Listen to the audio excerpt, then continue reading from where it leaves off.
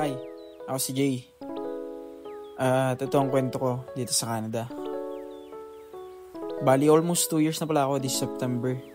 September 24, ako dumating dito and ayun, for 2 years siguro I can say okay lang.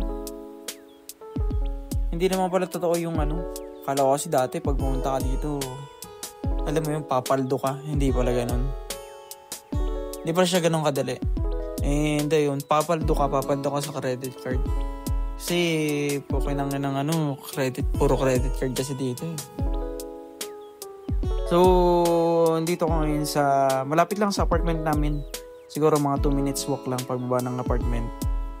May HomeSense, may bulk barn, may Winners, may mga kainan din. And yun nga, malapit lang din to sa store namin.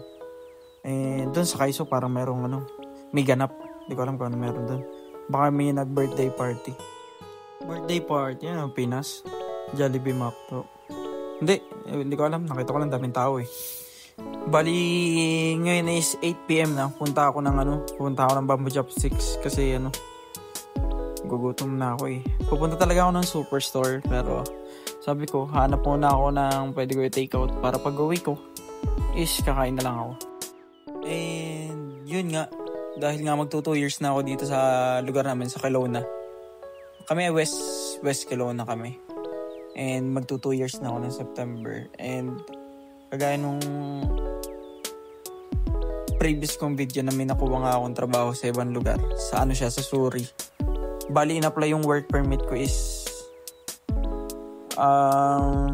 in-apply siya ng May 19. Then sabi sa akin ng consultant is 4 to 6 months bago daw lumabas yung work permit. Or pwedeng mas maaga. Hindi ko alam, hindi ko sure. Pero okay lang naman kasi binigyan nila ako ng authorization to work until May 2026. Kahit ma-expired ako ngayong September 2025, authorized pa ako mag-work until May 2026. Which is okay lang naman. Kasi mahaba pa naman yung hihintayin ko. And ayun nga, syempre, para masulit ko pa rin yung mga panahon ko dito sa West Kelowna. And ayun, nag-take out lang ako sa Bamboo Chopstick and diretso na ako ng superstore. Malapit lang yung superstore sa amin. Siguro lakad ka lang ng 5 minutes. Pero minsan nagbabike ako. Yung pinamili ko, binabike ko lang.